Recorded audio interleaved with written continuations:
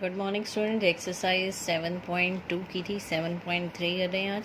Derivation of the formula NPR। ये पहले भी बताया था NPR क्या होता है, n factorial over n minus r factorial. ये हमने यहाँ इवेल्यूएट भी किया था 7.2 में। r पर क्या कंडीशन है, इस पर 0 less than equal to r less than equal to n।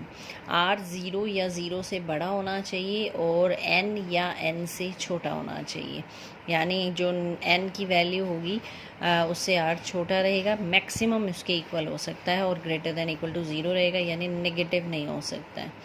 तो NPR को ओपन करने का फॉर्मूला आया था हमारे पास n-1 n-2 up to n-r+1, और ये फार्मूला आपका डेरिवेशन यहाँ आई गया n factorial over n-r factorial. अब इसमें दो वैल्यू दे रखी हैं, अगर आपको NPN निकालना है तो इस फार्मूले के अकॉर्डिंग r की वैल्यू क्या हो गई यहाँ पर n, तो यहाँ n-n रखेंगे तो 0 फैक्टोरियल कितना था 1, तो ये हो जाएगा n factorial. That means NPN is equal to n factorial. कुछ रिजल्ट्स ऐसे हैं इसमें जो हम डायरेक्ट यूज़ करेंगे, तो एक डायरेक्ट यूज़ करेंगे NPN n फैक्टोरियल, क्योंकि ये प्रूफ हो गया हमारे पास n factorial n-n 0 factorial that is 1। NP0 क्या बनेगा, n फैक्टोरियल, फार्मूले के अकॉर्डिंग n-0 हो जाएगा n फैक्टोरियल, n फैक्टोरियल से n फैक्टोरियल कैंसिल, वैल्यू हो जाएगी 1। NP0 की वैल्यू 1, NPN की n फैक्टोरियल, इसी तरह NP1 की हो जाएगी n। नेक्स्ट है theorem 2। The number of permutations of n different objects taken are at a time where repetition is allowed is n raise to power n। Permutation, number of permutation अगर आपको find करनी है, total objects n है और taken are at a time, एक time में आपको r objects लेने हैं, then repetition is allowed, repeat हो सकते हैं number, then formula is n raise to power r। तो नंबर ऑफ परमुटेशन क्या हो जाएंगी, रेपिटेशन अलाउड में n raise to power r, जहाँ n क्या है total number of objects, r क्या है जितने ऑब्जेक्ट्स आपको अरेंज करने हैं वो। नेक्स्ट है हमारे पास theorem number 3। The number of permutations of n objects where p objects are of same kind rest are different n factorial by p factorial. यानी जो सिमिलर टाइप की होंगी, जैसे टोटल आपके पास 6 कोई भी वर्ड आ जाता है, सपोज मैथमेटिक्स वर्ड दे दिया उसने, टोटल एलिमेंट्स कितने 11, m कितनी बार आ रहा है 2 टाइम्स, a 2 टाइम्स है, t भी 2 टाइम्स है, जो रिपीट हो रहा है वो डिवाइड में कर देते हैं 11 factorial by 2 factorial, 2 factorial and 2 factorial, यानी जो नंबर जितनी बार भी रिपीट हो रहा है वो डिवाइड में चला जाएगा। तो n में से p ऑब्जेक्ट्स रिपीट हो रहे हैं तो n factorial by p factorial हो जाएगा। नेक्स्ट अब स्टार्ट कर रहे हैं exercise 7.3। How many 3 digit numbers can be formed by using 1 to 9, 1 to 9 तक, यानी 9 डिजिट्स टोटल यूज़ करनी है। टोटल डिजिट्स कितनी यूज़ करनी है 9, नो डिजिट इज़ रिपीटेड, कोई भी डिजिट रिपीट नहीं होनी चाहिए और 3 डिजिट का नंबर बनाना है। तो आपके पास टोटल नंबर ऑफ डिजिट्स है 9, जो आपको नंबर बनाना है वो कितनी डिजिट्स का है 3 डिजिट्स का है।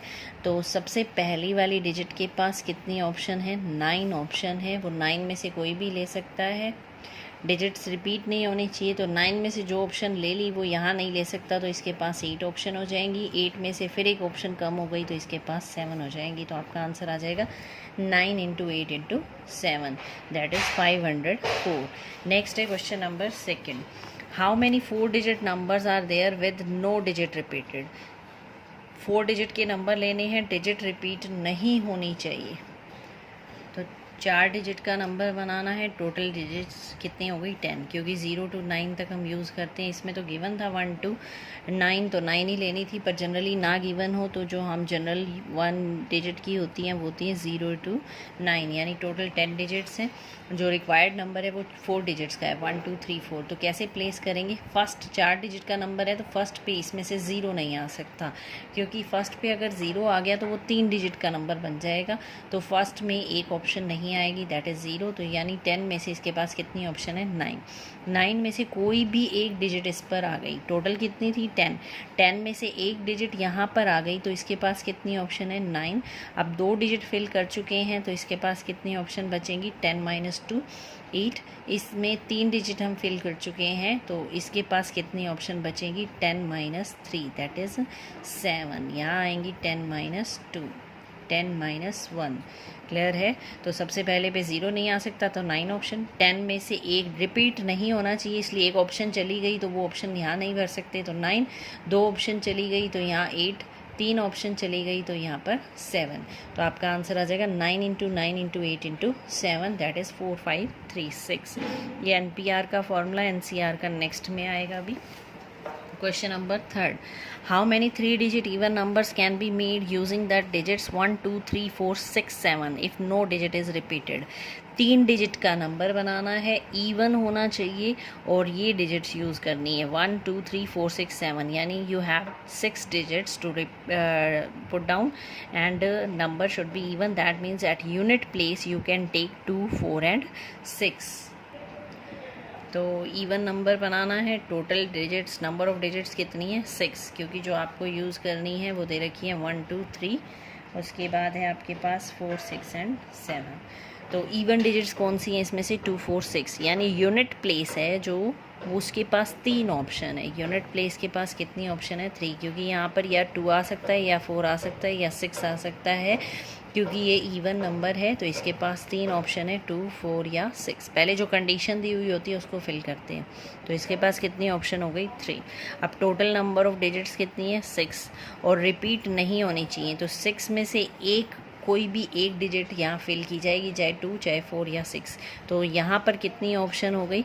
6 माइनस 1, दैट इज़ 5। यहाँ 2 डिजिट फिल हो चुकी हैं, टोटल 6 है। 6 में से 2 ऑप्शन उसके पास चली गई हैं, तो अब कितनी ऑप्शन रह गई? 4। तो इसका आंसर हो जाएगा 4 into 5 into 3, that is 60। Next है question number 4। Find the number of 4-digit numbers that can be formed by 1, 2, 3, 4, 5 if no digit repeated. How many of these will be even?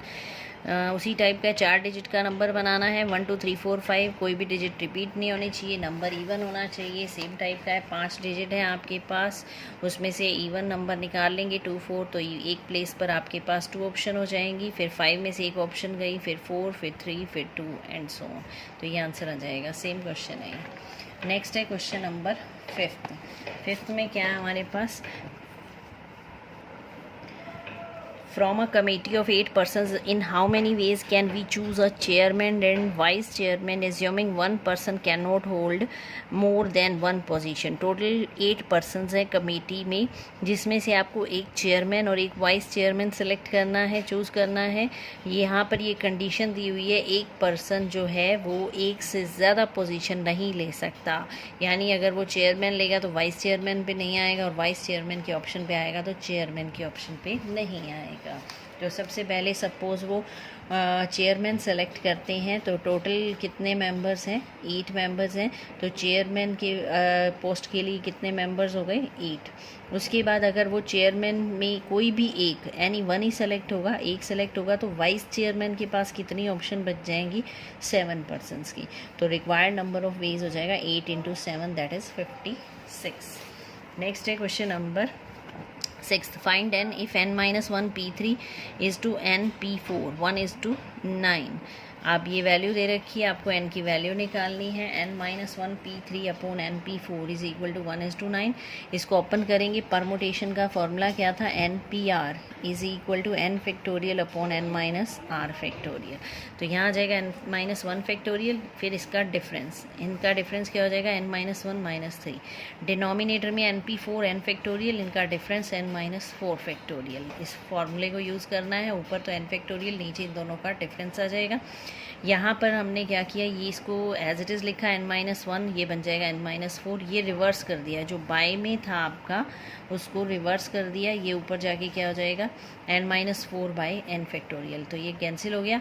n minus 1 as it is, n factorial को एक step open करेंगे, open करते हैं तो एक less करते हैं, तो n माइनस 1 फैक्टोरियल हो जाएगा। यहाँ ब्रेक लगाएंगे तो यहाँ पर आप फैक्टोरियल का सिंबल दे देंगे, n माइनस 1 फैक्टोरियल भी कैंसिल, तो 1 by n is equal to 1 by 9 आ गया। n की वैल्यू हो जाएगी 9।